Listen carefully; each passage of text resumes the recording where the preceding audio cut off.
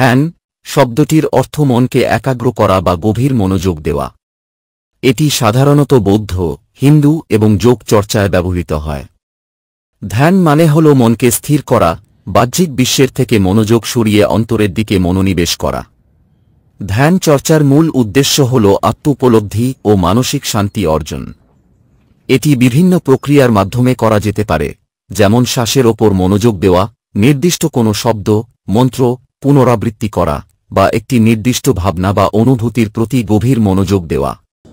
আজ আমি আলোচনা করব ধ্যান বা মেডিটেশন কি এবং খুব সহজভাবে কিভাবে মেডিটেশন বা ধ্যান করা যায় এবং ভারতীয় যোগীগণ মেডিটেশন বা ধ্যানের কি পরিভাষা দিয়েছেন, এই পুরো বিষয়টা নিয়ে আজ আমি আলোচনা করব। ধ্যান কি? পেশি ও স্নায়ুর শিথিলীকরণের মাধ্যমে আত্মনিমগ্ন হওয়া এবং অস্থির মনকে স্থির করা ও মনোযোগ একাগ্র করার পদ্ধতি হচ্ছে ধ্যান। আপনি যখন কোনো বিষয়বস্তু মনোনিবেশ করবেন তখন আপনার মন একটি বিষয়বস্তুর মধ্যে স্থির হবে, অর্থাৎ মনের মধ্যে শুধু চঞ্চলতা ও উদ্বেগ সেগুলো ধীরে ধীরে কমে যাবে। এটি হচ্ছে ধ্যানের প্রথম পর্যায়। এবার আমরা জানবো যোগীরা ধ্যানের কি ব্যাখ্যা দিয়েছেন। যে ধ্যেয় বস্তুর উপর চিত্তকে নিবিষ্ট করা হয়েছে তাতে চিত্তর একাগ্রতা, অর্থাৎ কেবলমাত্র ধ্যেয়র প্রতি বৃত্তির নিরন্তর প্রবাহই একইভাবে চালিত হওয়া, মাঝখানে অন্য কোনো বৃত্তির আবির্ভাব না ঘটাই হচ্ছে ধ্যান। অর্থাৎ যোগীগণ ধ্যানের যে ব্যাখ্যা করেছেন তাতে তারা বলছেন যে বস্তুর ওপর যোগীরা মনঃসংযোগ করছে সেই বস্তু ব্যতীত অন্য কোনো জিনিসই আর তাদের চিন্তার মধ্যে আসবে না। অর্থাৎ যে ধ্যেয় বস্তুর ওপর ধ্যান করা হচ্ছে সেই বস্তু এবং যিনি ধ্যান করছেন তিনি একাত্ম হয়ে যাবেন, অর্থাৎ তাদের আর কোনো চিন্তা থাকবে না। সেটাই হচ্ছে ধ্যান। এবার আমরা সহজে কিভাবে ধ্যান অভ্যাস করতে পারি। ধ্যান করার সব থেকে সহজ পদ্ধতি, অর্থাৎ সাধারণ মানুষ যাদের মন খুব চঞ্চল, যারা মনকে স্থির করতে পারছেন না কোনোভাবেই, তাদের জন্য ধ্যান করার সহজ পদ্ধতি হচ্ছে বা মনঃসংযোগ বা মেডিটেশন করার সহজ পদ্ধতি হচ্ছে পদ্মাসন কিংবা সুখাসনে বসে হাত জ্ঞান মুদ্রা, শ্বাসের উপর ধ্যান করা। অর্থাৎ তারা যে শ্বাস নিচ্ছেন সেটি গুনে নেওয়া এবং শ্বাস গুনে ছাড়া।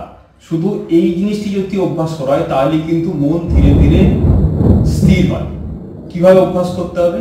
পদ্মাসন বা সুখাসনে বসতে হবে, হাত জ্ঞান মুদ্রা নিতে হবে, এরপর চোখ বন্ধ করতে হবে, শ্বাস নিতে হবে 4 গুণে, 1 2 3 4, 4 গুণে শ্বাস গ্রহণ করা এবং 8 গুণে শ্বাস ত্যাগ করা। এই অভ্যাসটি করতে হবে। এই অভ্যাসটি যদি কিছুদিন করা হয় তাহলে মন ধীরে ধীরে এক জায়গায় স্থির হবে। অর্থাৎ আমরা যখন শ্বাস নিচ্ছি তখন 4 গুণে নিচ্ছি শ্বাস, এবং যখন শ্বাস ছাড়ছি তখন 4 গুণে শ্বাস ছাড়ছি। এই অভ্যাস যদি করা হয়, এটি একদম সহজ এবং সরল অভ্যাস। এই অভ্যাস যদি আমরা করি তাহলে আমাদের মন এক জায়গায় স্থির হবে এবং একদমই সহজভাবে আমরা মেডিটেশন কি জিনিস সেটা বুঝতে পারবো এবং আমরা ধ্যান করতে পারবো সব থেকে সহজভাবে। তাহলে নিয়মিত ধ্যানের অভ্যাস করুন এবং নিজের মনকে স্থির করুন। মনের চঞ্চলতা, উদ্বিগ্নতা, অ্যাংজাইটি এইসব থেকে দূরে থাকুন। কিন্তু এর মধ্যে বলে রাখি, ধ্যান করার জন্য কয়েক বিশেষ জিনিসের দিকে নজর রাখতে হবে। এক হচ্ছে ধ্যান করার সময় পরিবেশ যেন স্থির থাকে, অর্থাৎ ধ্যান করার সময় এমন একটি পরিবেশে ধ্যান করতে হবে যেখানে কোনো রকম আওয়াজ বা শোরগোল কম থাকবে, অর্থাৎ লোকের আওয়াজ আনাগোনা কম থাকবে। এইরকম একটি জায়গায় ধ্যান অভ্যাস করতে হবে। এবং ধ্যান অভ্যাস করার সব থেকে ভালো সময় হচ্ছে সকালবেলা, কারণ সকালবেলা যেহেতু যানবাহনের আওয়াজ কম থাকে, মানুষের মধ্যে চাঞ্চলতা কম থাকে, সেই জন্য সকালবেলা যদি ধ্যান অভ্যাস করা যায় তাহলে সেটি ধ্যান অভ্যাস করার জন্য সব থেকে ভালো সময়। সুতরাং নিয়মিত সকালবেলা ধ্যান অভ্যাস করা উচিত, বা ধ্যান অভ্যাস করার সব থেকে সঠিক সময় হচ্ছে সকালবেলা। ধ্যানের প্রভাব ও উপকারিতা।